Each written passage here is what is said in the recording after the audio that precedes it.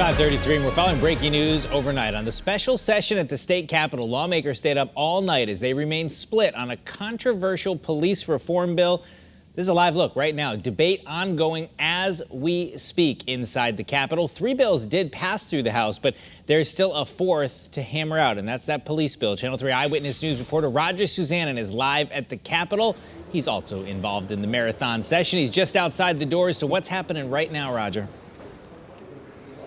Yeah, Eric, you mentioned that police reform bill, and it definitely seems like it's the topic that's creating the most debate here at the Capitol. Obviously, that debate has stretched from last night into this morning, and it appears that we could still be a few hours away from a possible vote. But we can tell you that there has been a possible compromise on the key issue of qualified immunity. We'll get to that in just a second. But as many of you know, this debate has really been surging over the last few weeks, really in the nation and here in the state.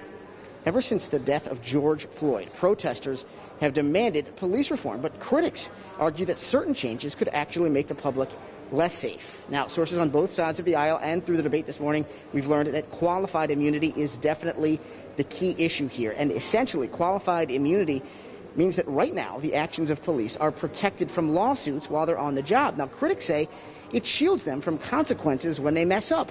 But supporters of qualified immunity argue officers have a difficult, dangerous job, and if you eliminate qualified immunity, they will not be able to act decisively while serving the public. Now, the current form of the bill being discussed now would not hold officers personally liable for their actions on the job, which many Republicans see as a victory and some Democrats call a capitulation.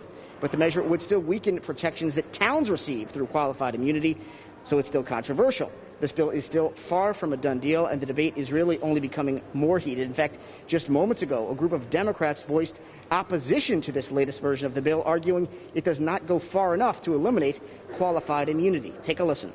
To rid our police departments of qualified immunity is to break down the blue wall of silence, a code built solely to suppress accountability and silence the voices of extremely good cops. A lot of passion on both sides of the debate. Now, as this debate continues, we do want to mention that 3 bills did just pass through the House hours ago. They include the expansion of telehealth opportunities, a cap on insulin expenses, and the expansion of absentee ballots for the election in November. Now, all of those bills will go to the Senate next week. We will have to see if this key issue, this police reform bill, does the exact same thing. We do expect a vote this morning, but it could still be hours away as there's still a lot of passion on both sides of this debate. Reporting live at the state capitol this morning, I'm Roger Suzanin, Channel 3 Eyewitness News.